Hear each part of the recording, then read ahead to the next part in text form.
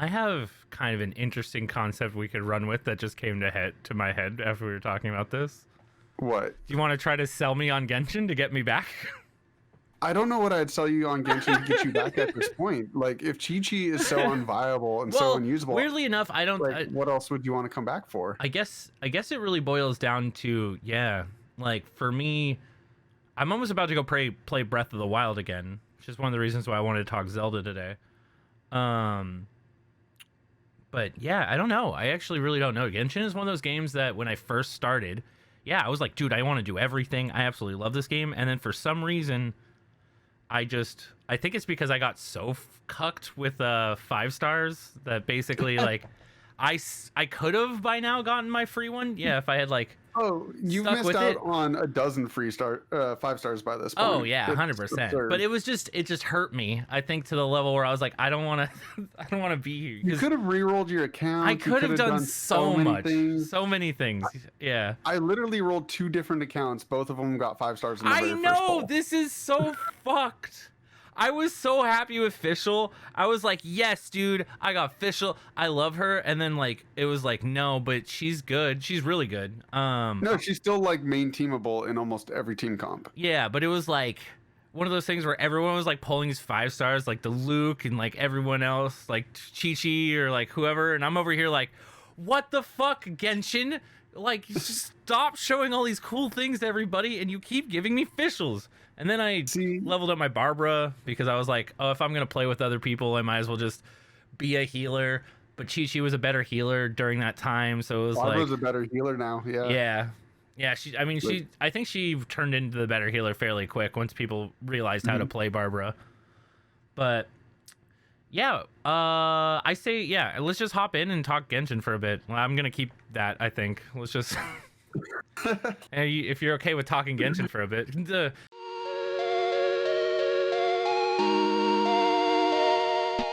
All right, full send into everything Genshin apparently, because we're doing games tonight. So welcome everybody to Otaku flavored game night apparently. Yeah, game night. Let's go. So trying to get Bear back into Genshin is not where I thought this was going to go for any bit of this. Yeah, right. This is kind of out of the blue. Kind of with the idea of like one of our favorite characters, Chi-Chi. I really do enjoy her aesthetic. Just everything about the character, their voice, cool character. Complete crap in the game. Yeah, which makes me my sad. favorite character. Yeah, my favorite character. Yeah, right? Same. There's no way you can build this character in this game. And I know a lot of you guys are like, Genshin, and we don't care about Genshin. We don't want about Genshin. But come on, guys. It's straight up the anime game. It is. I think you should like it. No. Weirdly enough, though, Genshin is it's just so many different like areas that I enjoy. Like I like exploration. It has exploration. I like building out characters. It has building out characters. For some reason, it was just, as I was saying earlier, basically Genshin was like, you're never getting a 5-star except for your pity rolls because your luck in this game is so trash. And I'm like, how is this fair? All right, this isn't fun. I'm watching everyone else like roll. I saw a video the other day where basically, I think maybe it was you that linked it or Tiff that linked it, but it was some guy who basically was rolling for one of the new banners trying to get the new character, and he rolled like, I want to say like 40 times or something like that. I think he finally got it on a pity. But it was just, it's so funny seeing people's reactions to like trying to roll for the new banner character. It's such a stress. I know there's a new banner that just came out, right? Yeah, Hu Tao. Okay, yeah. Were you able to get them? I was able to get Hu Tao. Okay. I was really ticked because I rolled to my first character and failed miserably, and I only had 50 rolls for the entire banner because I went free to play a while back. Where there you go. Yes, I spent money on the game at one point, but I haven't paid since way early on into the game. You turn to my side. No, I'm always a free to play player in these. I quickly realized that you can get a base character for every banner that comes up that you want. You might have to skip 1 or 2, like I have. There's 3 characters that I've purposely just never rolled for, but every character I've rolled for, I've gotten. Yeah, well, that's pretty good. As you know, my luck was terrible, but I probably if I had stayed and went for another banner character that I really wanted. Weirdly enough, I did actually come back for Klee. I just didn't have enough roles saved up for free to play. I should have been playing like all along until Klee came out, and I rolled what I had. Problem. I rolled what I had, and I didn't get her, so I was out again. I was like, nope, like this is not fair. So, this is Klee was the character that made me put money into the game because early on it was hard to get roles for stuff, and I had to pay to get a Klee, and that sucked. Yeah. But ever since that time, I've done nothing but save gems every single time I play, and at worst, like pay the $5 card that gives you 90 gems per day. Yeah. And you can save up enough to guarantee your rolls every single time that you want a character. Yeah, when you get up to banners. You can't get every single character, but you'll get the character that you're looking for. Have you ever seen any like really disgusting rolls? Like someone who pulls something like on like your Twitter feed or wherever you watch any Genshin content? What's the craziest you've seen? The craziest I saw was actually today, the release of the Hu Tao banner. Oh shit! Ken Ha, an awesome Genshin content creator, went to pity on every single one and lost every single 50-50, which brought him to the lovely total of $2,000 to get a C6 Hu Tao. Damn. He was going for C6 though. Yeah, he was going for C6. But he went to pity every single time and lost every 50-50. Wow. The worst possible you can literally do to get so a character. much money to get a character C6. That's something that is insane when you think about it, though. If you do have that bad of luck, it's expensive. Mm-hmm. It's really yeah, that's the ceiling, and that's absurd. Yeah, and that's I can't absurd. believe somebody would do that. And then there's people who C6'd her today that I saw for, I think the cheapest I saw was $400. Somebody who did it. Okay. And I was like, damn, that's some hell of a luck. And then I've seen people who spend $150 to get the single character, but also those people don't play regularly. Yeah. So I got 2 5-stars today, and I was basically because, well, technically I got 3 because I also pulled on the weapon banner because I was so balling. Okay, look at you, dude. You're like, oh, I'm testing my luck now. That was me. I skipped the Zhao banner. I skipped so many other banners earlier on. Like, is that because you didn't want them? And then I went for Hu Tao. Those are the last 2 things that I went for. Is that because you didn't want them, basically? Yeah, I didn't care for, like, I purposely thought, I was like, what characters do I want, and what team comps do I want? And I was like, I want a fire character, and because I want 2 fire characters for my 2 different Spiral Abyss, which for people who don't know what that is in the game, it's just the weekly grind thing to get 600 free gems, which is a couple free rolls. Yeah. That if you complete, so like another good way to get a ton of free rolls. Which is a really good way, but it can be difficult. Like I remember when that was one of the ceilings I hit fairly early, where I was like, my teams are terrible. They're all trash. They're not geared. They can't really do this well enough to actually get anything. So I really felt like I had to invest into it, and I was either investing a ton of time or money, and I'm always free to play in any game that allows me to be free to play, because that's just how I like to try these type of games, just to see how hard a sink it may actually be if you want anything out of it. And for sure. In Genshin, yeah, it was one of the things that kind of turned me off, was doing Abyss runs and stuff like that, because it felt like, man, I suck at this. If I was better at this, maybe I could see sticking around. But, so it was the thing that even I put money in for characters, but getting a character means nothing in this game. Yeah. To be completely honest. It so many other things are important in the game. So eventually, when I gave up on it and started building good team comps and learning what actually worked together, it took me until I think last month was my first time completing all the way through 100% of that thing. And now I can beat the whole thing each time that I go through it. But I wasn't finishing it completely every single time I went through it. So yeah, I bet. And now I bet it's nice because, you get all the extra primo gems. Yep, which means just more saves for next time. Which means more rolls, get more wishes, trying to get them waifus or husbandus. What is the craziest single roll you've ever seen? Because I found a clip not that long ago that I know I showed Tiff. I don't think I showed you at the time, but it was crazy. It was, I don't know any of these characters' names at all. But it's she's like, I think water or ice, and she has like a wizard hat kind of, I want to say. Oh, Mona. Yeah, Mona. Okay. Yeah, Mona. Yeah, he pulled 5 Monas in one roll. Dang. It was like I was like, how what type of, actually it might have just been 3 monas now I'm thinking about it more, but it was a ridiculous amount. It was one of those things where I've never seen one 5-star, and I saw this dude pull multiple 5-stars in the same roll, and I'm like, no, dude, this hurts me. You can't do this to me, game. I watched one person do 4 Ganyus when Ganyu banner was up, and one God. off banner. That's so So crazy. they had a total of 5 in one pull, and I was just like, that's absurd. That's absurd. Which, yeah, I've never gotten 2, but I have gotten many times, like the pull that I just did today for my Hu Tao. I got boned with a Duluk right out of the gate, and I was ticked. And I was like, okay, I don't have enough gems to guarantee getting another 5-star. Oh no. So because I was on the 50-50 train, but I got it after another 20 pulls, so I was lucked out. That's luck. Not bad. Yeah. Yeah. I figured like I was just gonna dump the rest of them in there, and I was like, by the end of the banner, I'll have saved up enough again to roll and guarantee another one, but that would suck.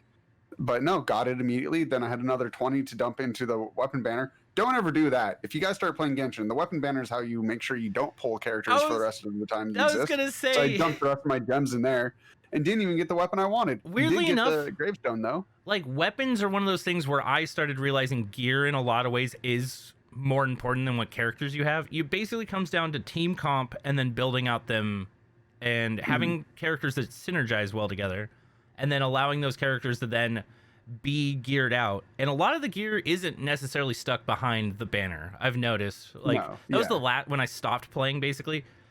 But it's stuck behind like a weekly grind or a daily grind where you can only grind for certain things on certain days. And that instantly to me was like, I'm either going to spreadsheet this and like go the route of like, I'm going to have to know when I need to play and for how long I need to play. Because it's probably not that long. It's probably like an hour, 30 minutes a day. 20 minutes a day. Yeah, to basically grind out these areas. That's the full run for me. Yeah. Yeah, that's not bad, truthfully, but it turned into this is going to turn into a thing that I have to do every day, like, because I've been there, like, I've been to the. It is a thing I do every single day. The first thing I do, I log in 20 minutes, grind out my Genshin stuff, but I enjoy it. So that's like a thing. Like usually I hate that in games. It's something I don't like, but I actually want to play more Genshin every single day. Unfortunately, I've optimized my stuff so much in the game that 20 minutes is me like derping around. Like I could do it faster probably, and that's sad. Yeah.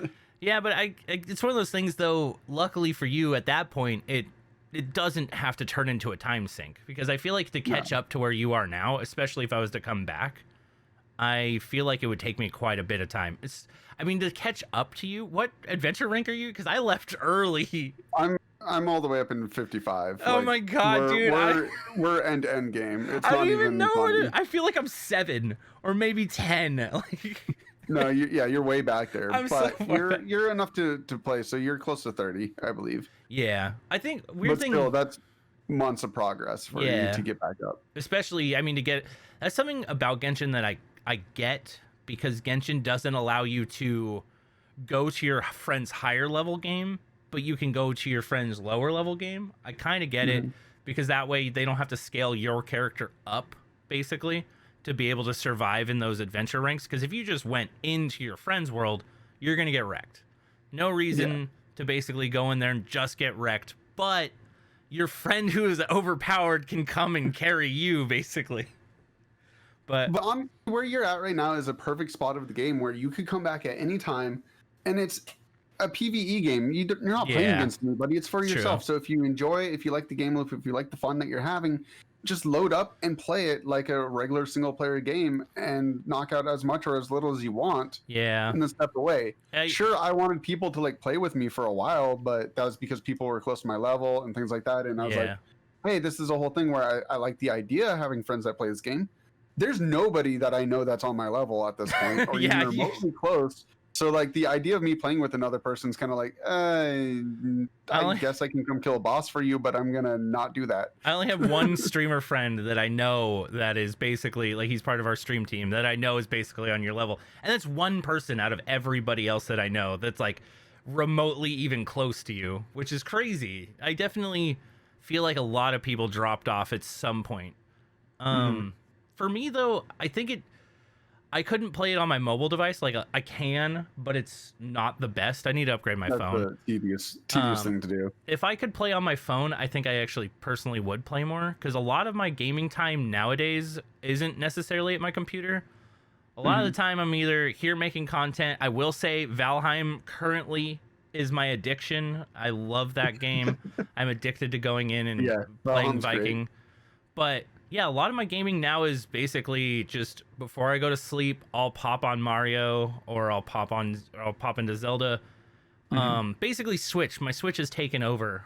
I think it's personally It's a right great now it's my platform. favorite console, like by far, like worlds above everybody else.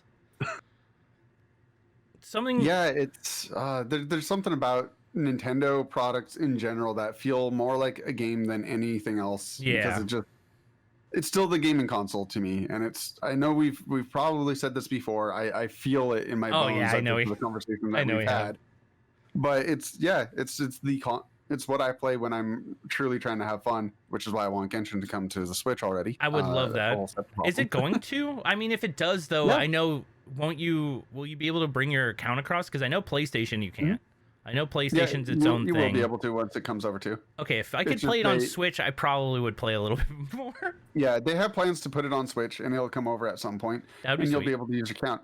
Yeah, PlayStation is the only a-holes out there who like to say, no, screw you, you don't get to play on your other platforms. Yeah, I'll never Which, I'll never forget when everyone was like doing the whole, oh yeah, they can't play together or whatever for this reason or that reason, they can't talk or, and then Rocket League had an accidental.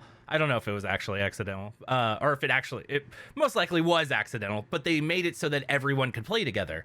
And everyone was like, Mhm. whoa, wait a second. If they can just do that, what is stopping people from playing together? And they had to turn it off fairly quick, but now everybody can play together again. So well, there was those for a while, the commercials where Nintendo and Xbox were putting out commercials together for like, you can play Minecraft with us or them. And it was yeah. just like a slap to the face. No, and it's a weird place to be. PlayStation. It was Like great. where we are currently, I think moving into realizing gamers will game wherever they want to game and to try to be exclusive or like hold your own little niche area, I think is only hurting you nowadays.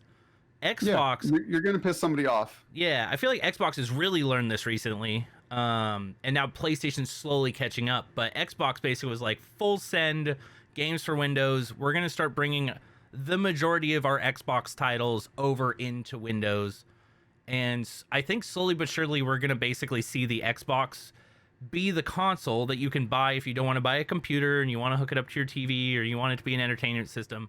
But every game that's on Xbox or comes out for Xbox will also be able to be played on your PC. Like, I Yeah, hope they go completely transparent with that.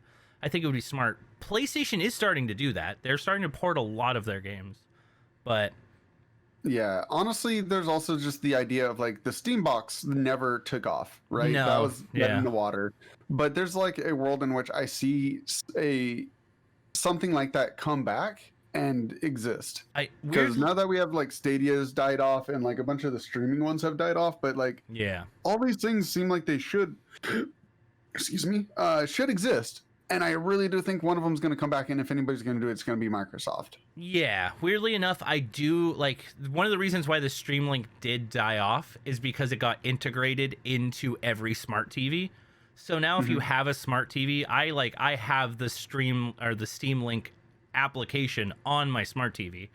I think Yeah. the biggest issue is getting a controller to work with your Steam Link app basically. That's for me was the hardest thing. I know I could get my like I have a Steam controller that I could hook up to it. I could hook up PlayStation, but I learned a lot of I was like use my Xbox controller for that. That's literally what my yeah. go-to is. But I learned like a lot of that if you're playing it from the TV application basically and you're like hooking everything up there instead of Mhm. like having it hooked to your computer, there is quite a bit of input lag that can be noticeable. That was my biggest thing that I was trying to get rid of when I was last trying to get this all to set up because if you can solve that problem and I could simply enough turn on my TV, link it to my computer and play whatever games on my computer on my TV, yeah, like it'll become my main area for playing single player games. Why wouldn't I want to play on a larger screen, basically?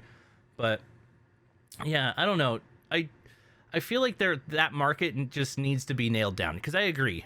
I think someone's going to come in and just sweep that and make an ability for you to play whatever you want from your computer on your TV, and it'll just your computer will basically just become like I don't know, your I think other all these console. things were right.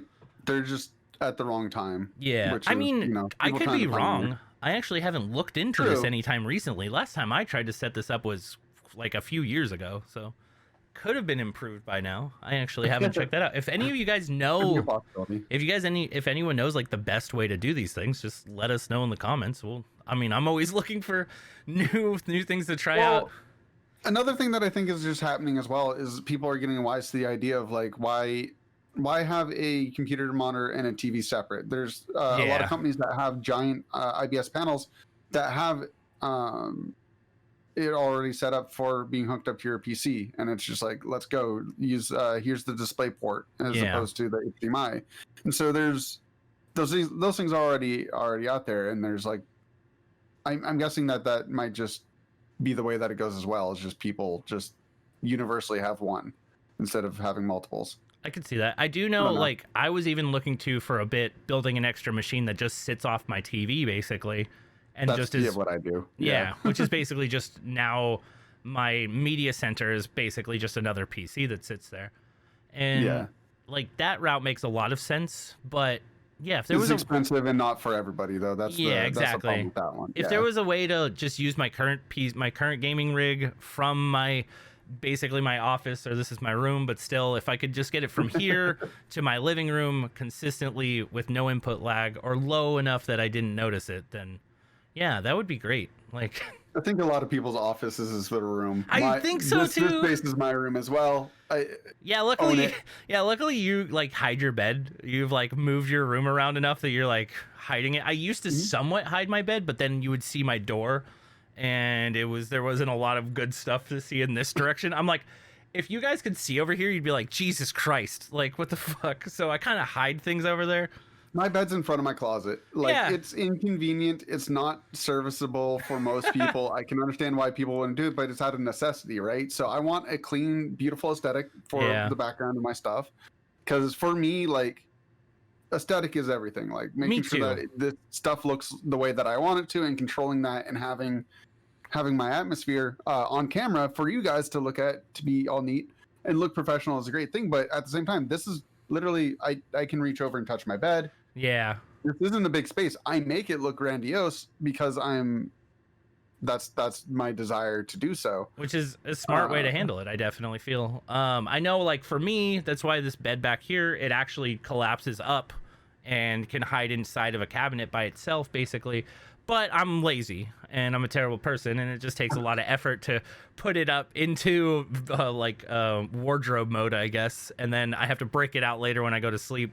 A lot of the times we're recording pretty late, so I know, like, cool, I could break it up now, and then I have to break it down in an hour.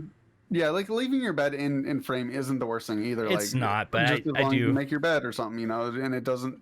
You don't leave trash on your ground. Like, there's things like that. But yeah, to the idea of, like, I don't know, just make your space and use your space the way that you best can for yourself.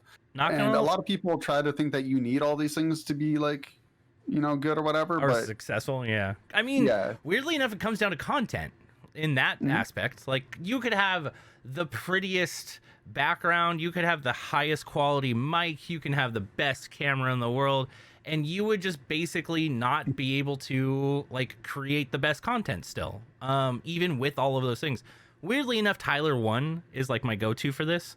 Dude has not the best headset. His background when he started and everything was just basically empty room with his bed and everything behind him, and he became extremely popular because he's entertaining and raging and all of that type of stuff. He's not my favorite person, of course, but he's definitely got that personality which drives you past a lot of, like, having the best mic or having the best camera. But there's so many options to it.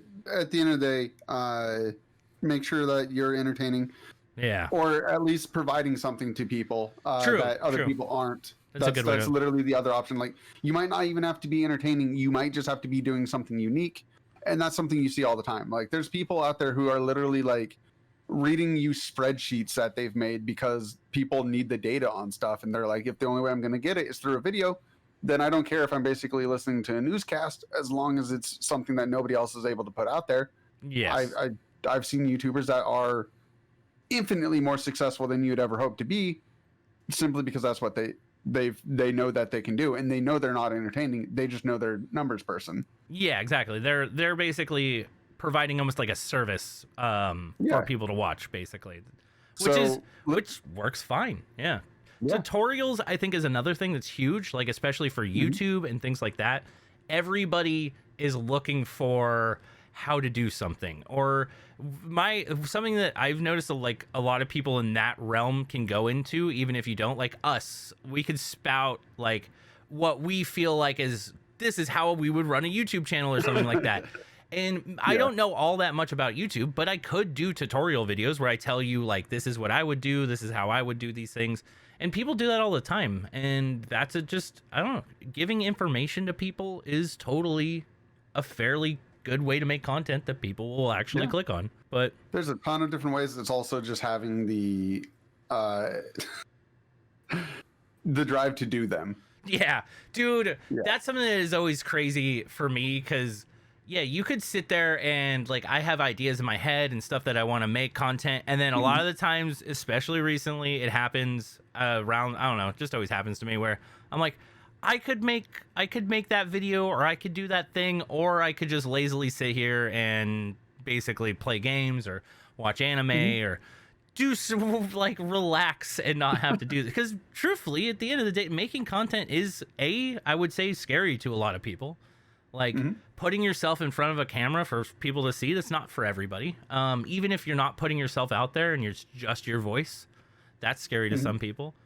And then actually, I'd say this takes a lot of energy. It really does. More tiring than it looks. Completely. Podcast is probably the easiest for me. Like, I'm still intelligent why we talk about these things. Like, I could actually have a really meaningful conversation here, or at least about, whatever. I can go on and on and on. But for some reason, you turn on like a stream where I'm not talking to another person and I'm talking to a chat and trying to do something.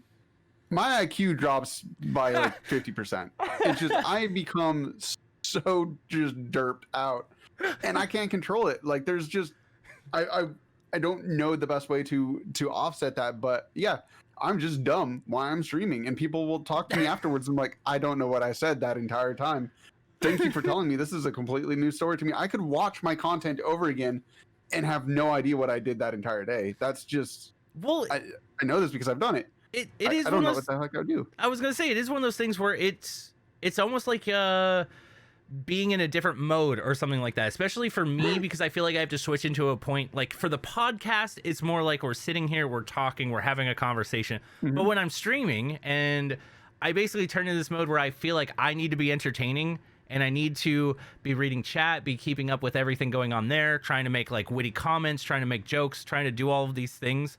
And for me, it overwhelms me a lot of the time. And I start getting to the point where I'm like, what am I doing? I just need to take a step back. I need to breathe for a second. And usually when I notice that I'm trying too hard is the moments where I'm like, this isn't probably fun to watch. I just need to like calm down. I don't want dead air, because that's a big one, I feel like, for streaming, especially if you're a growing channel. You don't want someone to join in right when you're just sitting there intensely staring at something and not saying anything. Because people are like, is this kid okay? Like, I don't know if I want to be here. But yeah, I totally kind of feel that, where it's not, I don't feel like I become necessarily dumb, like what you're saying, where you're like, I don't know what I do. Yeah, this is me.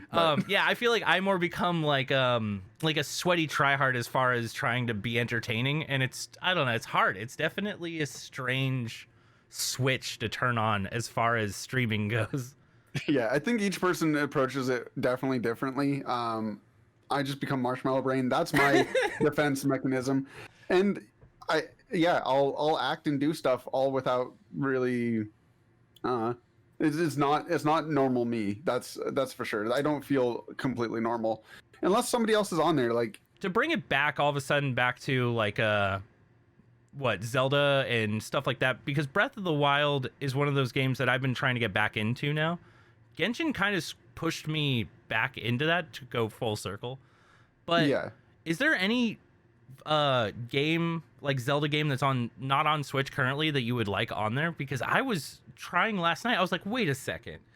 There's Breath of the Wild. I can play that, and then they have Skyward Sword that's about to release in a little bit here, but they don't have anything else. Oh well, they have Link's Awakening on there. Yeah, But I was like, where's my Majora's Mask? Where's my Well, also, I guess they have A Link to the Past, and that's free, which is kind of nice if you have online. I forgot about that. Maybe I should go play that. That's pretty cool. Because I love that game. No, they don't have very many Zelda games on there right now, and for somebody like me who owns all of my past consoles and can just play all of them anyways, like I don't really find much of a problem with that. It sucks for new people trying to get in who only have a Switch or whatever. Yeah. But honestly, I don't think most people like who've been spoiled by Breath of the Wild would like to even go back and play a lot of those games. I think nostalgia has like beat us over the head with those quite a bit. Weirdly enough, I kind of almost would agree in some ways, but I wanted to scratch the itch of going back and playing Majora's Mask basically, and getting that on my handheld. I don't have it for 3DS, so I could potentially go try to find it in a store, like one of our local game stores, or game stores or anything. But I don't know. I was surprised that Nintendo hasn't thrown the remaster or made it, I guess because they already have a remaster for it. Yeah, they did all the remasters on 3DS, and that was like, okay. So they still actively produce stuff for the 3DS, I believe. I think so, because they still count it as a living console of theirs. Okay. I because do wonder. It's their living handheld, because the Switch is still for them considered a home console. Got it. That's closer to your like SNES or your Nintendo 64. Yeah. All right, Wii U. Dude, all right. What happened with the naming scheme for Wii? All right. Wii U. I like the Wii. Wii is a good name. I liked the Wii too, but I don't know. It just kind of felt out of nowhere for me in a lot of ways. I don't know. The Nintendo. But it's so cute. I guess so. Is it having a different? Wii. It has two little people on the thing to mean we play together. Like, it's cute. Okay, I guess so. I mean, actually, that's really weird. I never even thought of that. I've just been like looking at it like, why Nintendo? What have you done? What about Wii U then? The two little eyes are supposed to symbol two people playing together, and it's Wii. I guess that's why they're called Mii's, right? Yeah. Yeah. Okay. This is making more sense. We're unpacking this. I think it's a great name. People, get off me, all right? don't at me in the comments, all right? Don't come after me. I think it's the like out of weirdly enough, I guess Nintendo Entertainment Console, and then you have the Super Nintendo Entertainment Console. Then you have the Nintendo 64. Then Nintendo GameCube. Best name, all right? I 100% full sending Nintendo Game. It tells you what it is. It's a cube for gaming, okay? You can also kill someone with it, like if you really had to. Had the handle and everything for carrying it to your friend's house. Like the nunchuck wasn't a good weapon as well? Well, nunchuck isn't actually too bad. Weirdly enough, I actually liked the direction where they went with the Wii controller and everything like that. Like, Skyward Sword is a very good game that allows you to utilize that.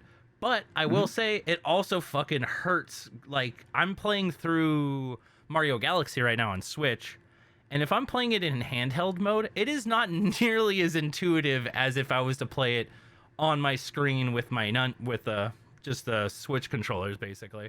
Because there's a lot of pointing at the screen in that game, and a lot of like touching of the screen if you're in handheld mode, and it throws me off. I'm always like, I should just go play Sunshine. Like, it kind of turns me off. But I really want to play through Mario Galaxy because I never beat it, and I love the mechanics of that game. Mario Galaxy is one of the trippiest games to go and play as far as a Mario game goes. I liked Galaxy, but I really, It's really not anywhere close to my favorite of the Mario games. interesting. What's your favorite? Well, nostalgia No, okay, forces me okay. into Super Mario Brothers What's 3. what's your But favorite out of the 3D games, 3Ds? like Yeah. I still just like 64 the most. Like 64 just captures something, and that might be nostalgia as well. But it's just like I want them to do another castle where I jump through paintings and have this experience again. Like this just sells it to me in a way that the other games don't. I could see that. It doesn't feel like, even though it's linearly strung together, it doesn't feel like it. It feels like almost like an open world Mario game. Weirdly enough, it does feel fairly explorative how you actually go throughout that castle and beat the levels when you want. I guess when you're good and you know what you're doing, you're of course going to move through it in a more linear fashion. Right, but when you're not, like, there, it feels like you're exploring. And so my second favorite is Odyssey, because it's the next closest to that. Although it's still very linearly, it doesn't completely feel it. And that's the thing about Mario, is like, I love Mario for exactly what it is, but at the same time, I would love it to continue to grow in a wider, more open pattern.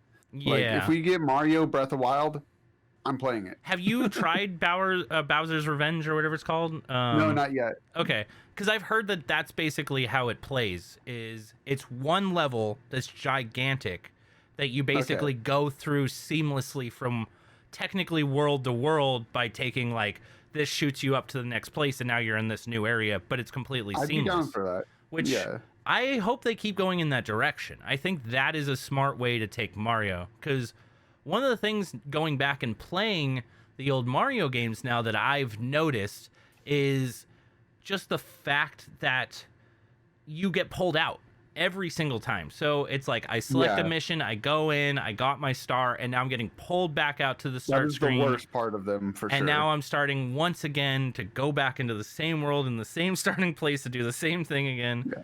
And which Odyssey didn't do that, which is why I like Odyssey. Interesting. I need to pick up Odyssey. I know I've seen quite a bit of gameplay of that, and it does seem like there's so many cool little tricks in Odyssey. It reminds me a lot of Super Mario 64 when I first played, where you're like learning how to wall jump correctly or learning how to backflip or triple jump or whatever it might be, and it just feels like you're this parkour master that what Mario is.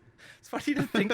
I always trip out on Mario being in certain situations, because like now playing Galaxy and stuff, like it'll zoom in on Mario as a character model and a character, and you're like, you seem so out of place where you are. You're like wearing your overalls and your red hat and everything, and you're like in the middle of some random galaxy and there's stars and like craziness going all around.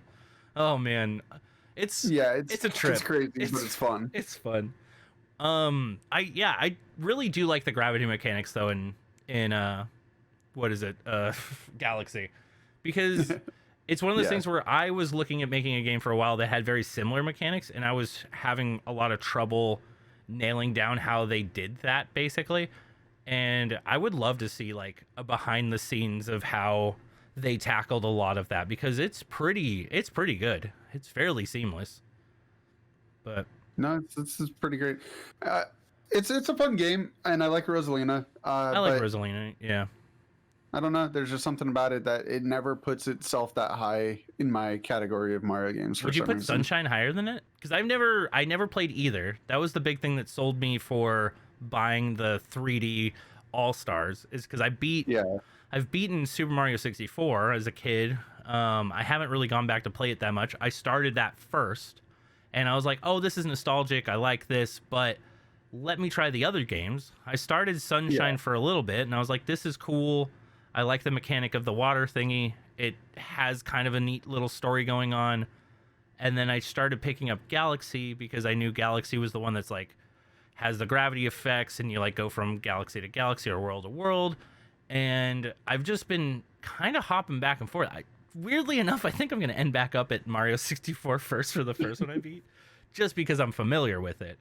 But yeah, I put Sunshine and Galaxy on the same level together, honestly. Interesting. And Galaxy too. Like, they're all kind of just hanging out together in my brain. Interesting. Oh, something else that I don't know why I just jumping around Mario stuff. What do you think of the RPGs? Did you ever play Legend of the Seven Stars or Paper Mario?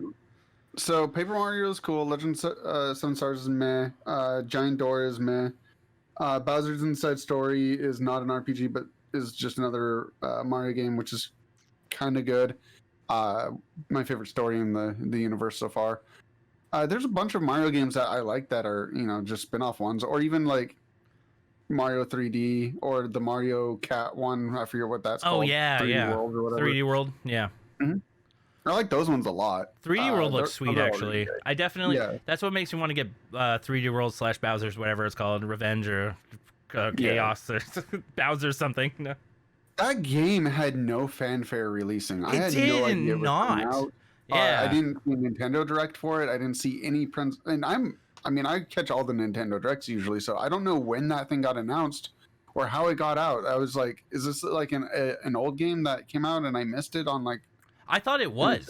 I actually. It is okay, because that makes sense. But there's just literally nothing about this game that I knew was coming out. It just happened. Weirdly enough, I'm pretty sure it's. I don't know if it's actually like what New Super Mario Brothers was the one that came out for 3DS. I want to say, but it has a lot of the same mechanics and stuff because that's where the cat suit was originally put in and all that. But this game did feel like it came out of nowhere. I literally was just like, wait a second, there's a new Mario game.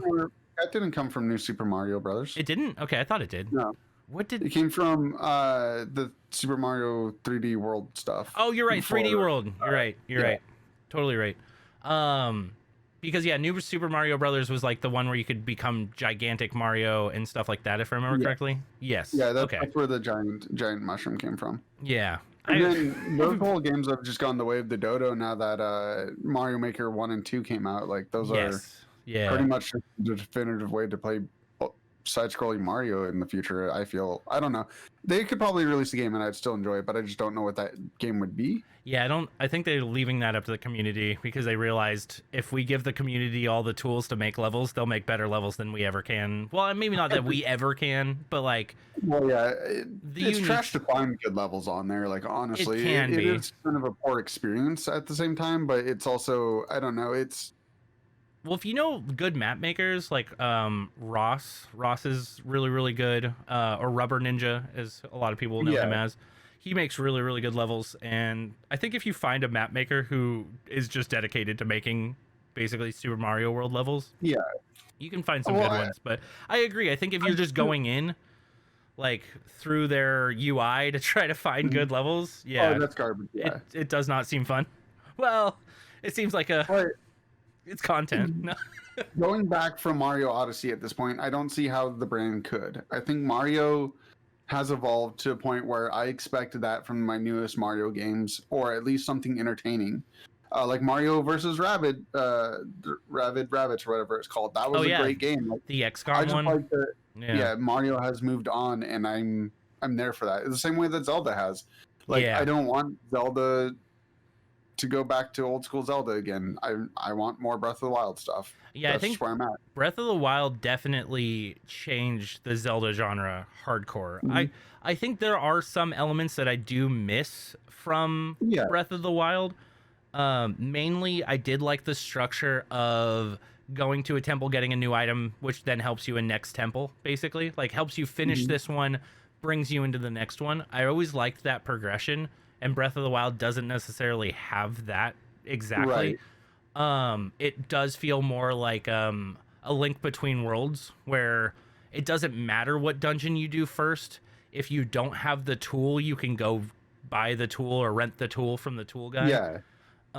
Well, I think that's Link Between Worlds and more on like games like that is what I think is a problem with Zelda.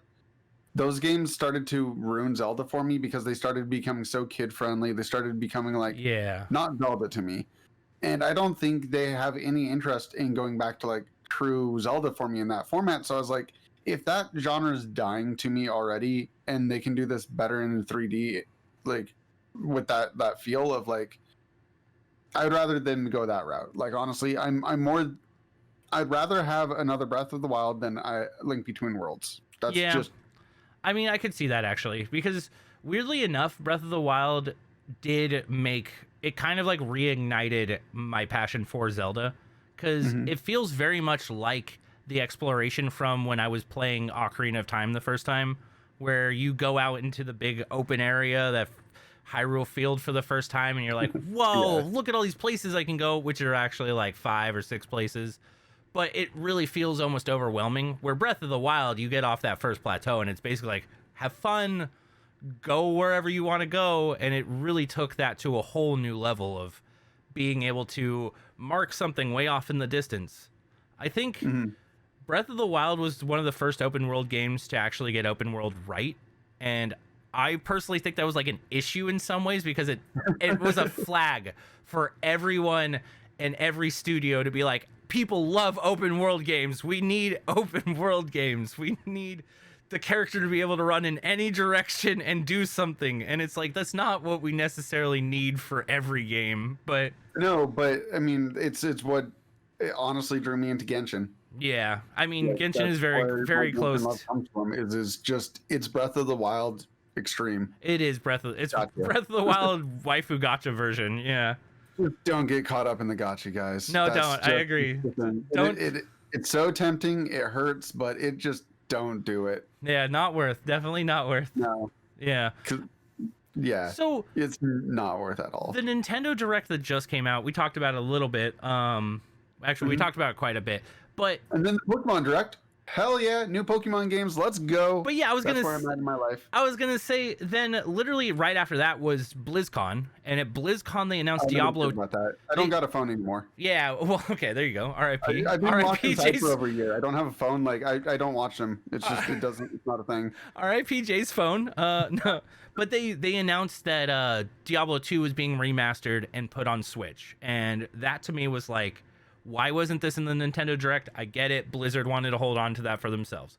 And then Pokemon had their Direct and blew it out of the fucking water with what?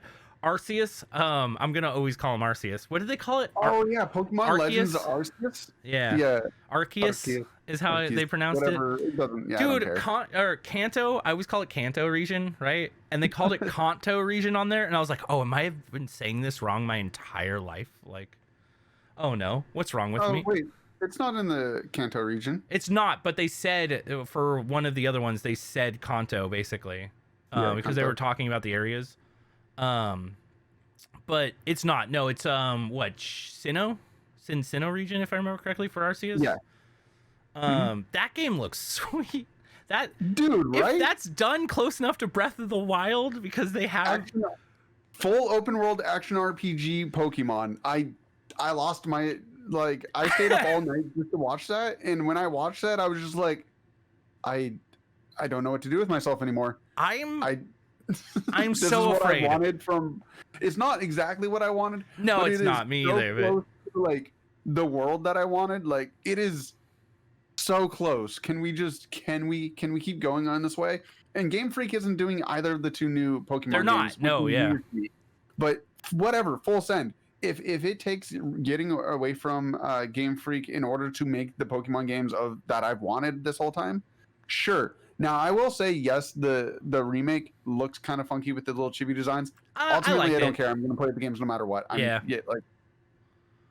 Sure, I want better. Doesn't matter. But where we're at is full sending for Pokemon Legends. Dude, Pokemon Legends, when I first saw that, I was like, okay, this is going to go, for me, one of two ways. This is going to be literally one of the best games I've ever played, because it's pretty much everything I've wanted, or I'm going to be so sad. This is going to not live up to my hype. So I've been like keeping it really low. I've been keeping it so low that I'm like, I want to freak out. I want to be like, oh, this is the coolest thing ever. But at the same time, I'm like, just stay calm. It's going to be cool. People are going to love it. It's going to come out. I'm going to play it. I'm going to cry. It'll be all right. But I just like the setting they're in. I love the older settings for Pokemon games. Like, God, why can't I think it's like, it escaped me, but the turn-based Pokemon RPG, like tactics game that came out that was set in like a feudal Japan era. I can't remember what it's called off the top of my head right now, but oh yeah, I know what you're talking about. My brain's only freaking because you brought it up. Yeah. But yeah. So I like when they go to different eras. I like when they're going more into the past for these type of Pokemon, because the technology and everything that intrigues me. I feel like this is magic as far as these Pokeball working, but that's fine. Yeah. Steam powered Pokeball. That's pretty cool. Yeah, which is really, really awesome. Like, I hope they don't overly explain any of this stuff. I don't need it. I am just so. Well, I mean, we already like if you really wanted to, they're not going to explain it because they've already explained it. Yeah, like it's sure. one of those things where the Magearna is the predecessor to all Pokeballs. It's where they decided to make the steam powered ones from, and like all of that stuff exists. Like there's lore for the Pokeballs out there. If you want it, if you're there for that, awesome. If you're not and you just like the fun, let's go. That's probably what it's going to be. And literally all the game has to do is be open world and action based combat. We're sold. Yeah.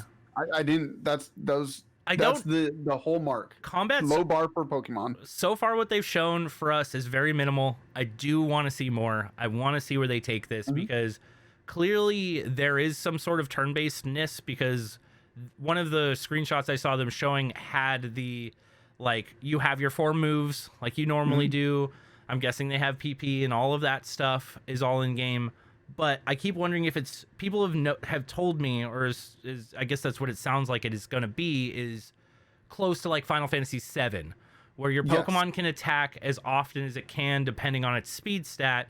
So once you do an attack, it'll like recharge in a little bit so that you can do another attack, which done correctly sounds unbelievably close to what I've always wanted. It's not it's not perfect, but it's very close, and I'm happy. Yeah, like I think my ideal one would be like full control of my Pokemon once I send it, and it's almost like Poke Tournament. Yeah, it basically becomes Poke Tournament. Yeah, that's pretty close to what I keep picturing in my head is like perfect, supreme what I want Pokemon to be. But this is so close. What? Or even, you know what? Like honestly, another one that I would like is literally where you send out your Pokemon and you can shout commands, and it doesn't show me any UI or. I don't want to know how much more he can attack with that move. I don't want to know all like any of that stuff. Just give me commands that I can shout, like, and then have the AI take over things like dodge and things like that, and then the Pokemon either does or does not do what I've asked it to. Oh man, that would be so close to the anime in some ways. That actually, just give me that. I don't need stats. I don't even need health above him or anything like that. I just like when he falls over, I know life's over. You want like the Dark Souls of Pokemon, because that's basically like the route that would be in some ways. Like please, like so minimal. Like falters, you know, like they start standing funny when they take enough damage or something. Like there could be telltale signs when you like if you know your Pokemon enough, you're like, all right, I should recall him. He's pretty fucked up right now. I need to get him back. Like. Oh man! Somebody make that game. So I feel like this is gonna happen in my lifetime. I really hope. Like, well, that's the thing, right? Is like everybody's like, oh, you can't make like a Pokemon clone because it's never gonna do successfully, and it's like, no, if somebody did it well enough, not only would it do successfully, it might like just be pulled to the forefront. Like it potentially could. Somebody just just do it correctly. It's one of the issues with Pokemon clones, or like trying to clone Pokemon, is it's hard to get their exact aesthetic, like since they're so ingrained with like how things work. Because I'm playing Ni no Kuni right now, playing through Ni no Kuni, and it is very much Pokemon in some ways with monsters. They have evolution charts. You can give them like berries and stuff to evolve them, all of this type of stuff. But yes, it definitely isn't what I want. It's not a Pokemon clone. It is like kind of taking inspiration from Pokemon. I can't think of another game off the top of my head that feels like a monster collector other than, I guess, I can't think of anything that feels remotely close to Pokemon now that I'm thinking about it. I mean, there's the Digimon games. Some of them reflect Pokemon-esque. But the cool thing about Digimon is no two games are alike. Yeah. They release new games, and it's dramatically different from the last, and they keep trying different things. And Digimon Survive that's coming out next year looks like Digimon a horror game. Like that sounds awesome. So cool. I love horror games. No, it literally looks like a Digimon horror game. That sounds so cool. But it's also like a light novel mixed with like a battler. It's really weird. Oh, weird. Yeah, it's the most obscure looking game ever. Check out the trailer for it. I'll actually check that out after this. That sounds so interesting. I mean, I love me some Digimon.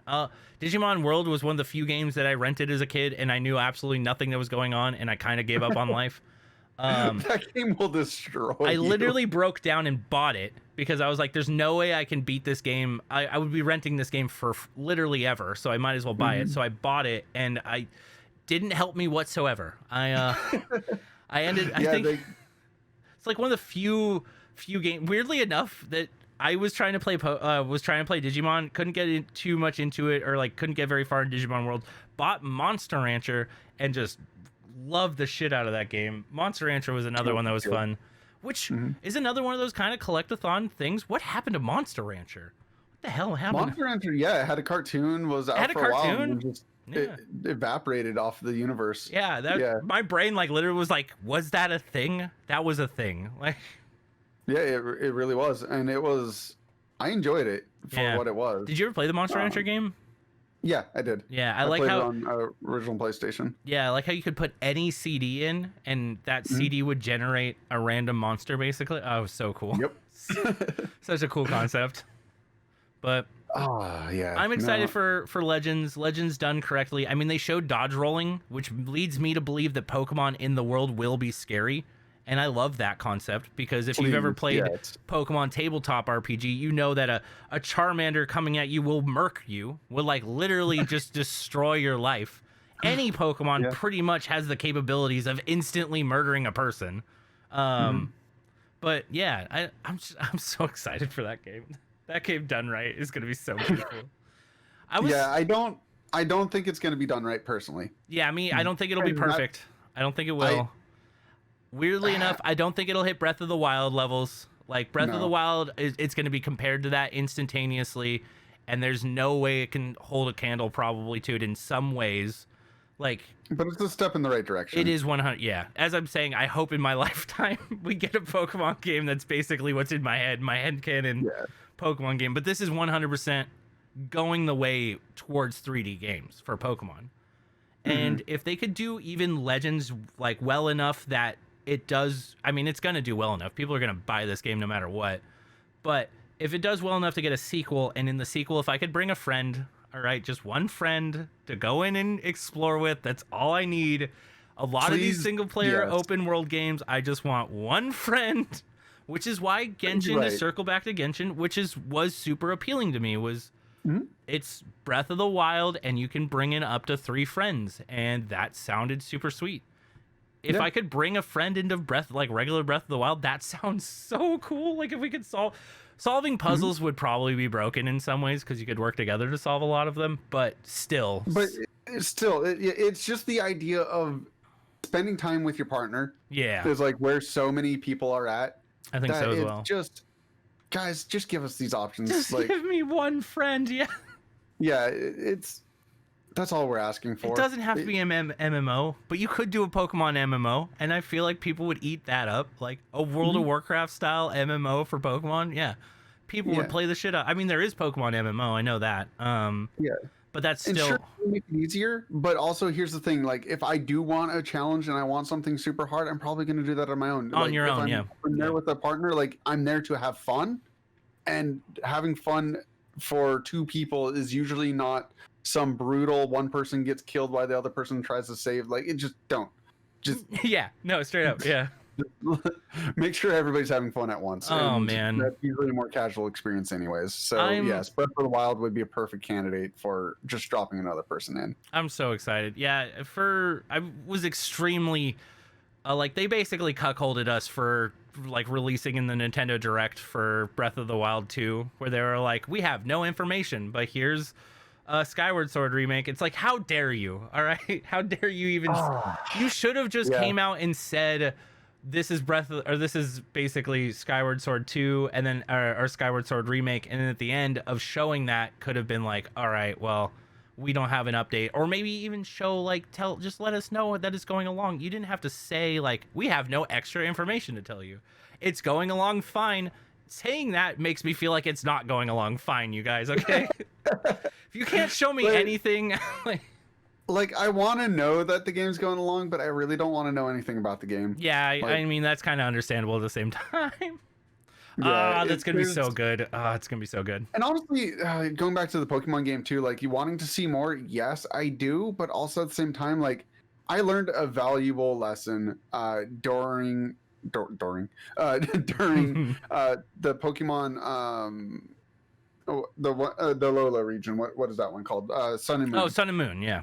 That I can literally ruin the experience of the game early on if I just see too much information coming. Like I knew what all of the starting Pokemon around the beginning area was and whatnot, and it took me a while, which sucked because literally the best story in all the Pokemon, disagree with me all that you want, is Sun and Moon, but my initial like first 20 minutes into that game not only sucked because yes, the progression in the early part of that game is the worst of all the games, so bad, but I also had nothing new. There's nothing to be like, oh, look at this over there, and yeah, you know, that sucked. Yeah, my favorite Pokemon game has to be, without a doubt, the second one, simply because like I knew everything about the first Pokemon game going into it because we all watched the anime. Sure, we knew what Pokemon there was going to be. We didn't know what order, sure, but I enjoyed that game only as much as I knew the world around it.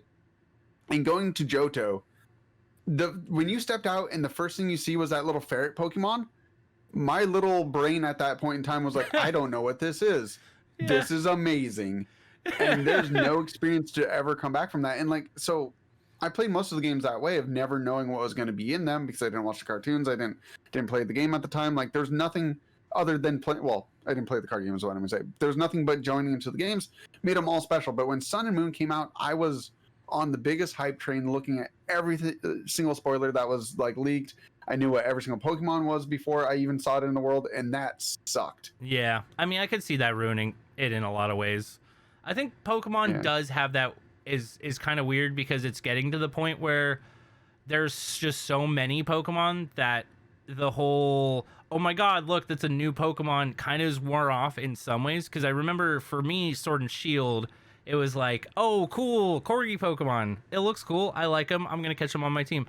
When I play a new Pokemon game, I usually I won't capture or have on my team Pokemon that I know prior, just so that I can get used to using the new Pokemon. I mean, they're there. Yeah. Why would I want to play Pokemon for the like 90th time with just my Charmander, Pikachu, whatever?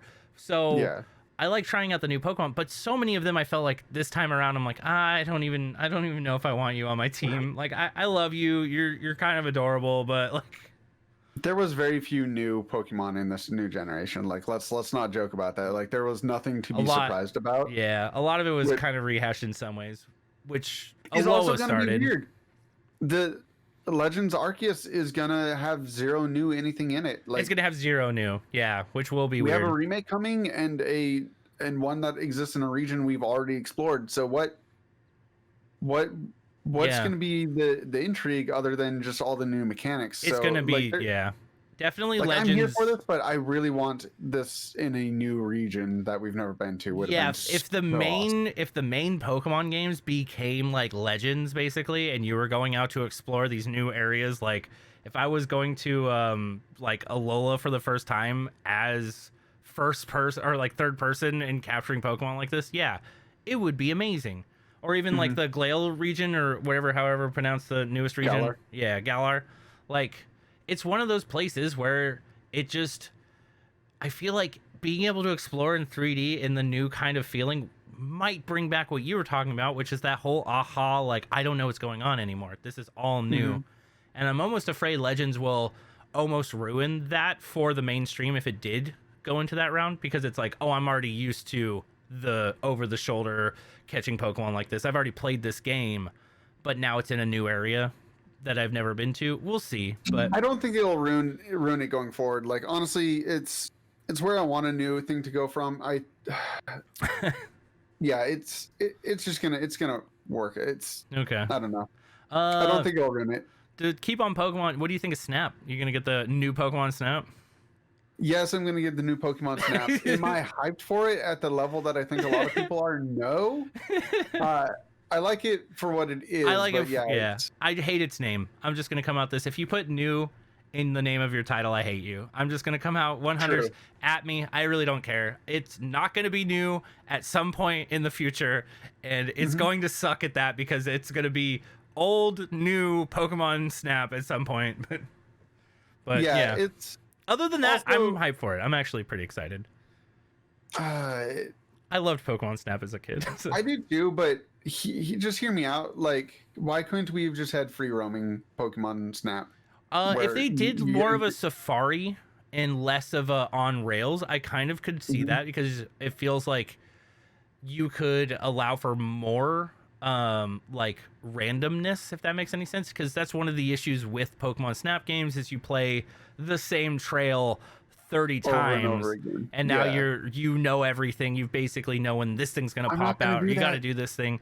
I'm probably not either. I'll probably end up playing through each one maybe like once or twice to get like, oh, I missed that Bulbasaur doing something. Maybe I'll go back and play once people start doing like the whole secrets where if you hit this thing with a Pokeball or like an apple that causes this to happen, which causes this Yeah. Pokemon to show up. I might end up doing that type of stuff, but I But if it totally was just agree. an open world Snap game, I would have been there probably 5 times as longer than I would be if it was. Then it's gonna be on rails. I would argue that I think it's better for Pokemon Snap in some ways to be on rails, just because I guess to have it be open world, I think would take away from the capabilities of making it all unique, because you can kind of come through and hand paint and animate and make sure like all of this stuff goes down at a greater detail more often than trying to open worldify Pokemon Snap.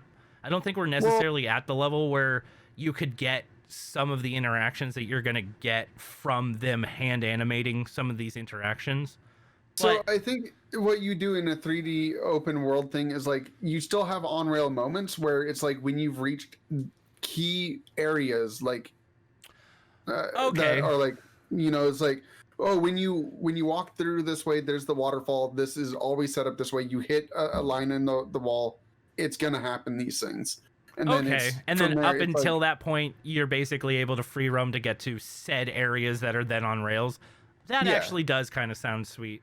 Because you could still have stuff where you're exploring and you see like random Pokemon and you get those like, they don't have to be too crazy of interactions or getting pictures for them. But yeah, I don't know. I guess it could go either way. I'm glad It that could they're go, keeping yeah. the open world game to actually catching Pokemon and not Pokemon. If we had gotten Pokemon Snap but Legends, I actually might have not been as hyped, because Legends is, it basically feels like it's going to be a main Pokemon game but in 3D, and we'll see how well they pull that off. But Yeah. I mean, I'm sure next year we're gonna get an announcement for the following year, which will be 2023 is gonna be another mainline series where we get Yeah. a new region, because that follows the normal timeline. That's just what's gonna happen. If it doesn't, I'll be very surprised. are we going to but, finally get Dragon Eevee? Are we going to get Dragon type Eevee? Because I just want Dragon type no, Eevee. because that's the wrong typing. No. So there's a actual. Sorry to go Oh, into that's the family, right. Because But there's an actual typing reason for You're why right. each EV is an EV. I remember actually hearing about this. Yeah. But still, I want a so- Dragon Eevee, okay? Dragon Evolution Eevee. I get you. Same way that people want Bug or Ghost. Bug or Ghost, EV. yeah. Yeah, or Yeah. or I Rock remember. EV, but I they're- actually remember hearing yeah. about this now. Man, why? I basically blank out these things because I want them not to be true. You ever And so, do that? they've done weird things with the games in the past. Like a lot of you don't care about this, but I'm so miffed that the fairy type is going away in the card game. Oh, really? Yeah. They're They've taking away printed the fairy last type? of the fairy types. There's no more fairy types going forward. Huh. It's being removed from the game, and so much so that they're eroding all fairy types to be psychic type. So they introduced fairy into the actual Pokemon game, and then they had to Yep. then introduce that into the card game, which didn't Yep. work out nearly as well as they thought in the card game. So now they're taking it No, out. it worked fine in the card game. Then They're why are just now removing it? Huh, weird. So they just want to that. Okay, that just seems like strange. It feels like there has to be. They want one less typing. Like it is easier for them to create for one less typing. Sure, like, I'm sure. pretty sure. Like there's a reason why they don't do one of every single type in there. Like that is a lot to put in there and a lot going on. But universally, everybody liked fairy type. I thought And fairy it was gave us cool. all hope for all of the other types. Like there was the hope for the ice types to finally get their love or something like that. But Yeah. of course, that was all wishful dreaming. Poor Jay's over It's here not like happening. ice type love. Damn it! No, just kidding. Ice type love, please. No. Yeah. I get it. I get why they're removing it. Ultimately, it's probably for the best, but Okay, yeah. it felt good for when it was. And Psychic already has too much. This is the biggest problem. Psychic exists with Poison, Yeah. and other typings that are involved into it. And Psychic has just been one of the best typings in the card game for the longest time. And I can see that. reintroducing all these fairy types as psychics kind of blows the crap out of that typing again. Because some of the most powerful cards in the recent history have been fairy type. So now cool, that'll the two just push. types are now the same type again. Yeah, I was gonna say, and that'll just push it into psychic. So okay, that makes sense. They are, I believe, separating out poison into grass, I think, or something like that was like the an article that I read, but I have no proof about that. Yeah, okay. I know for certain though that's what's happening with fairy type. That's so weird to do to fairy type. I guess, I mean, we don't run the card game, so I feel like there has to be some sort of internal reason why they figured out why they should do that for, either making it easier on themselves or whatever it might be. But that is an interesting call in my case. Yeah, I was bummed that they announced it over a year ago and some now. Like, they announced it, I missed it, and then it was just like randomly, they're like, oh yeah, this is the last set with fairy type, and I was like, the what? What are you doing? Yeah, because I'm really out of the Pokemon card game, and it kind of has blown up in recent history, like just recently, crazily. We went to try to get Pokemon cards the other day at our local Target, 100% sold out, like wiped out. We went to every single place that sells Pokemon cards around us, completely 100% wiped out. And it's because, there's basically third-party sellers that are going into Targets right when they open, buying enough of them to then flip on basically eBay or someplace like that, because they're selling for so much above MSRP. It's ridiculous. Like, what the highest I've seen the trainer boxes going right now is like $150 to $200, and that's a $50 item. Like, it blows my mind how hyped Pokemon is right now. Like, people are watching these YouTubers do pack openings, and they're like, I need to do pack openings. Like, I need to do this. It's so funny because people are like, oh, Pokemon's not the biggest card game in the world. And it's like, guys, it was before this. It was before this. Yeah. It just, I think Magic had the whole, these cards are worth more than Pokemon cards. Like, the Pokemon aftermarket, I feel like was not, at least for me, because I guess I wasn't in the Pokemon aftermarket. I more saw the Magic aftermarket. Average Pokemon cards are worth more, and especially in standard sets, they've always been worth more than Magic cards. Okay, that's interesting. But yes, you do have the existence of the Black Lotus and the Moxes and things like that in Magic that are stupid expensive. But that's a small pool of cards that are on extreme scale. So it looked like Magic was more expensive, but like. Overall, Pokemon has always been. Okay, I could see that actually. It's always been the biggest. It's just. I don't know. It's just been crazy for me to see like the new Charizard once it came out selling for like $1,200 and stuff like that. Yeah, that's insane. It's just crazy to me seeing like if a new Magic card when it came out would be like $300, maybe max, maybe 500 if it was like extremely rare or it was. Sometimes... I don't know in any recent history that a Magic card went over.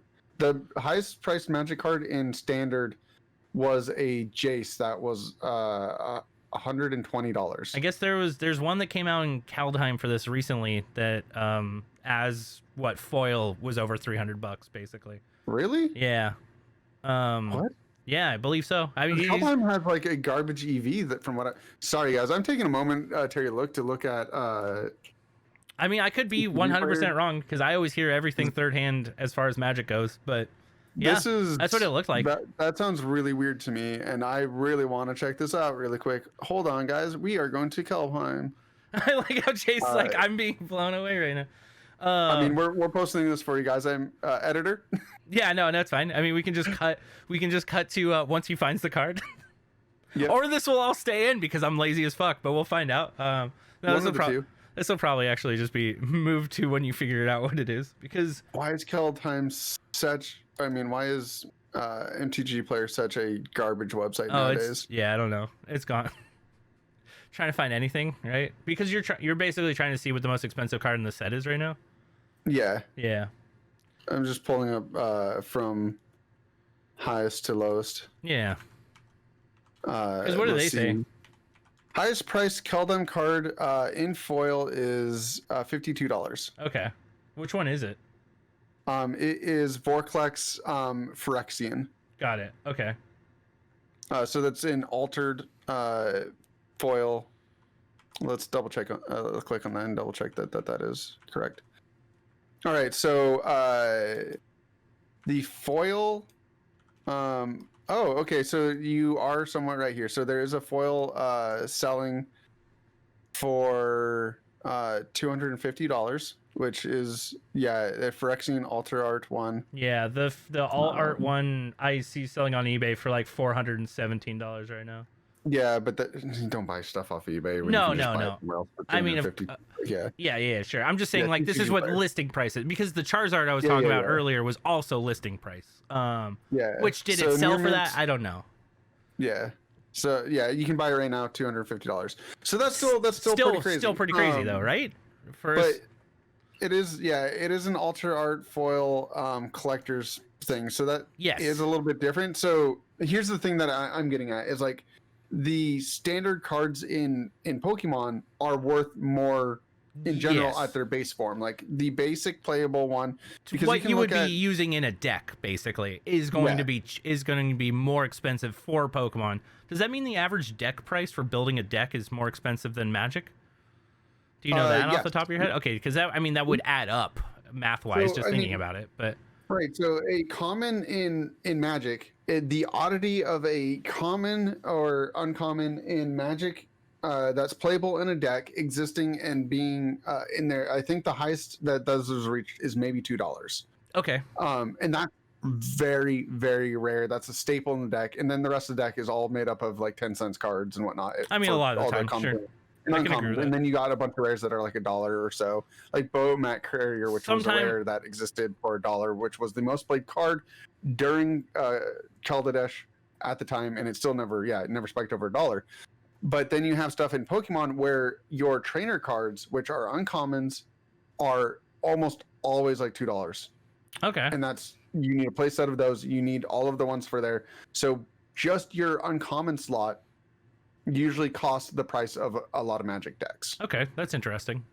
Yeah. So I am so far out of like the trading card game as far as like I've used to play back in the day, but I dropped out a long time ago as far as Pokemon cards go and everything like that. Because for me, Magic kind of took over and kind of scratched that itch a little bit better than Pokemon did for a long time. And then even for that, I've basically dropped out of Pokemon or out of Magic, other than when we draft with friends and do stuff like that. Which I think if you can be there, that's my favorite place in Magic.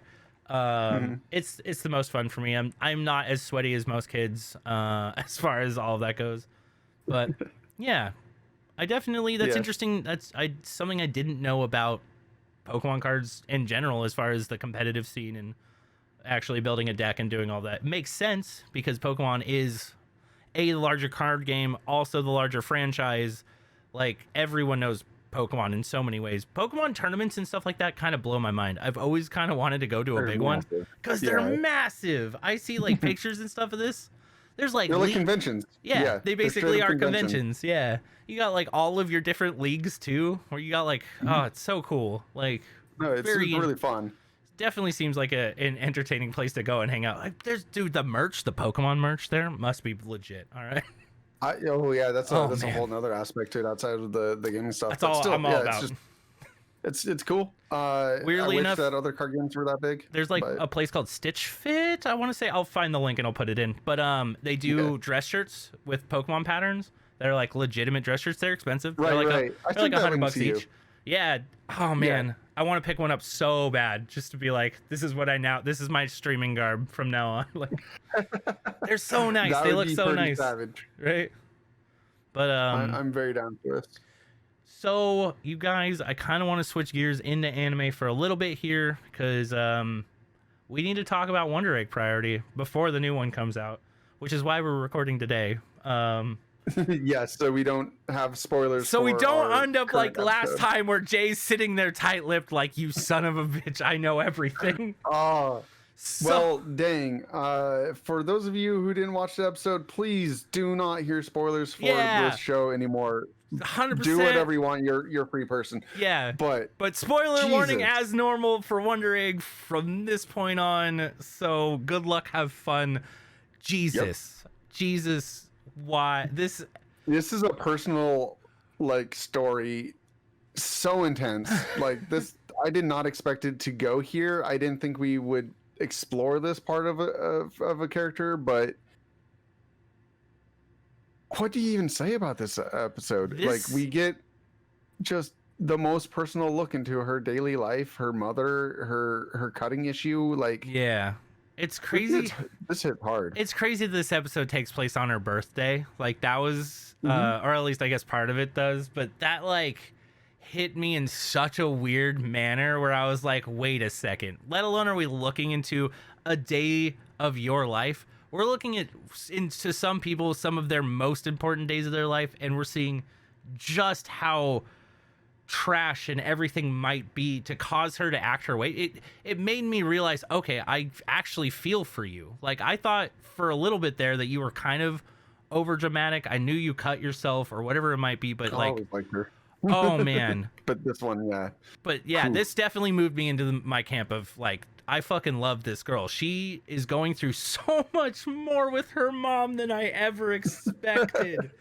The part where she's like, which one of these looks like my dad? And I was like, oh no. That's intense. Oh no, we're going this route. We're going here. Like, yeah, I mean, it makes sense. She runs a bar, but I mean, at the same time, like, wait, what are you saying about bartenders? I don't know. I'm saying, I guess that's a good point. My bad, bartenders. Like, I'm just saying, like, if okay, yeah, Don't never mind. I'm bartenders. backtracking, retconning all of this. This doesn't make it, but no, I guess what I'm saying is, it's just she's around alcohol all the time. She's drinking with patrons. I could see it happening. Like, alcohol does loosen people up in that type of aspect. She's drunk all of the time, it seems like, as far as what we can tell from her. What, you can't say that. That's, sure, you might act different. You're probably not like her mom, but I'm trying to say that people are like her mom. That does feel like a believable character. Yeah, sure. Okay. Fine. Don't help me dig out of my hole, Jay. I will stay here and die. But I'm letting you dig your own hole here. yeah, it's fine. I do that all the time.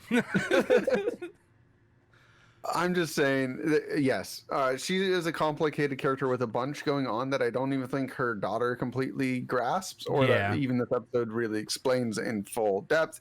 There could even be an idea that she might even know who the exact father is, and is just at this point of like, I really don't want to bring this up.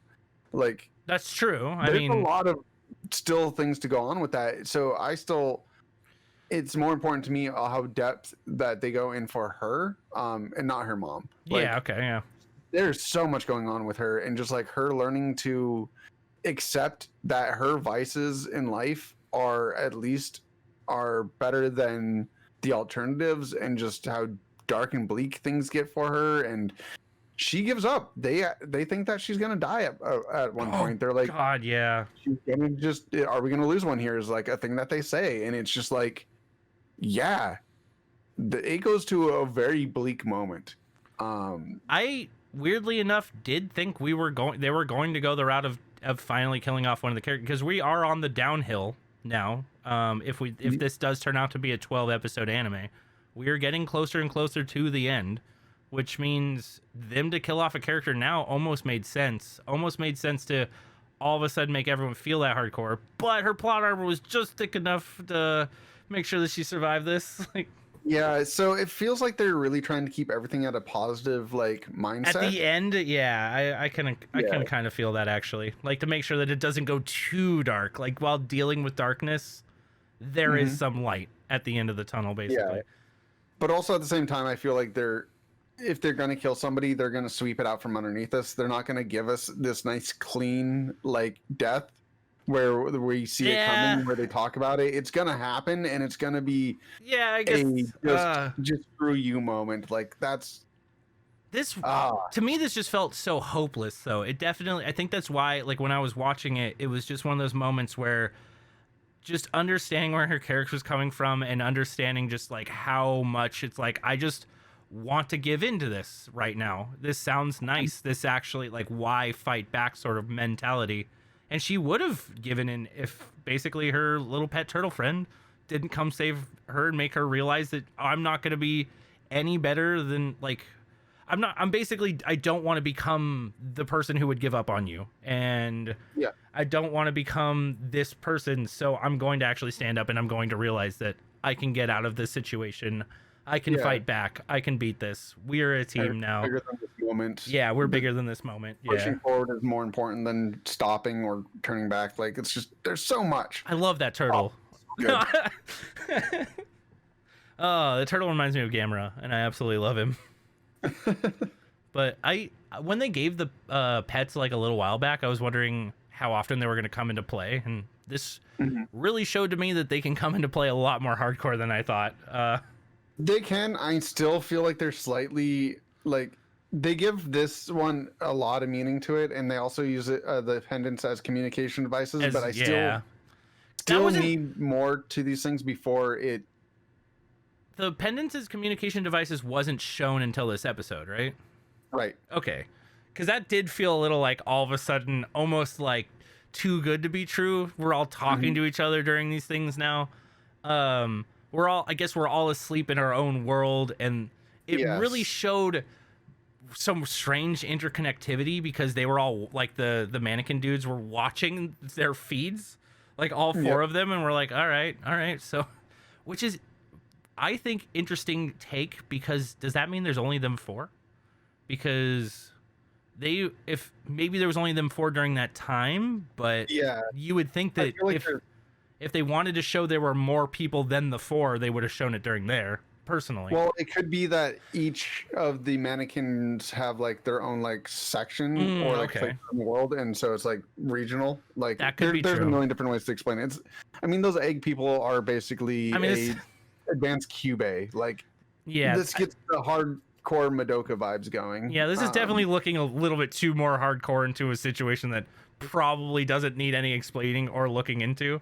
But this episode was one of the ones that kind of solidified this show as, if this drops at the end, if like the ball drops at the end of the show, I'm going to cry. I'm going to be so sad that it was such a good lead up until the end. So you guys, it's all on you now. You have been crushing it, and this episode does not let down. Like this episode. No, this episode really makes it. Even at this point, I think this episode and like the way that the story's gone up to this point is made it to where I think the ending could be less than perfect and still like it turn it into more of a journey than what the end is. Basically, I could see that. Yeah, as long as it's not the most abysmal ending in the world, we're fine. Yeah, okay. As long as it doesn't go like full Darling in the front. I'm just kidding, but but seriously, did you finish Darling all the way? I did finish Darling all the way. Yeah. Okay.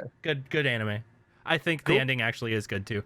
A little out there, but definitely a good ending. This show for me though is one of those shows that I just now want more and more character. Like, I want to know about all of them on this level of how they did for Riku. I think her name's Riku. Or something like that. Yeah. I'm so bad with character names. That's like the biggest thing for me doing the podcast, Steven. We're like going over episodes. We're like, blonde hair girl with pink streak. I love her.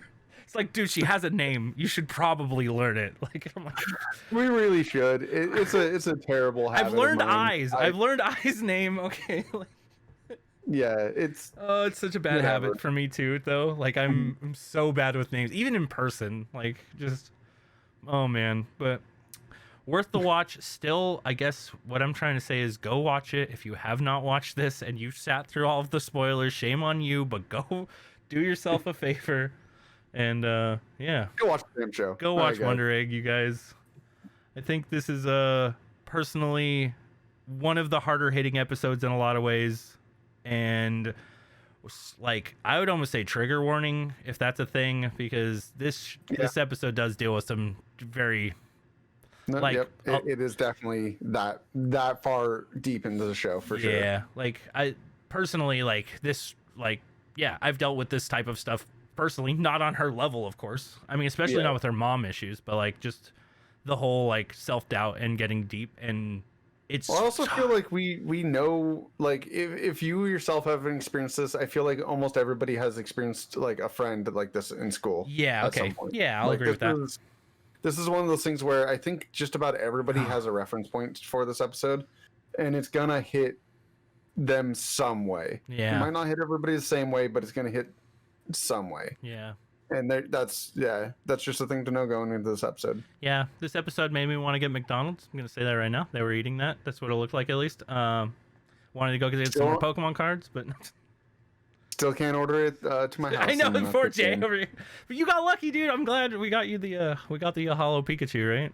Yep, Dude, Hollow Pikachu. I'm happy, dude. The one everyone's going for. But you guys, I think we're gonna call this here for today's episode. Thank you all for hanging out. Yeah, catch the live stream. Go watch the we're watch gonna the be VOD. streaming once a week. Come hang out with us. Watch the VOD for the last one where we did a whole thing on OPs, anime openings. Do we want to hint at what the next live stream might be, or we keeping this under wraps? Or no, come watch it. Come see us live. Go ahead and head over to twitch.tv/otaku flavored and follow us, and you'll see what we have in store for next time. Yep, It'll be fun. Follow us on Twitter for updates. We post stuff there. I'm trying to get better at posting like cool anime memes or just anime pictures or questions or whatever. So go check us out there. Tell your friends about us. Like, comment, subscribe on our videos. It helps. Yeah. Thank you guys. So thanks, guys. Thanks for watching. Have a great week. Yeah. Have a great week. Take care, everybody. Stay otaku'd.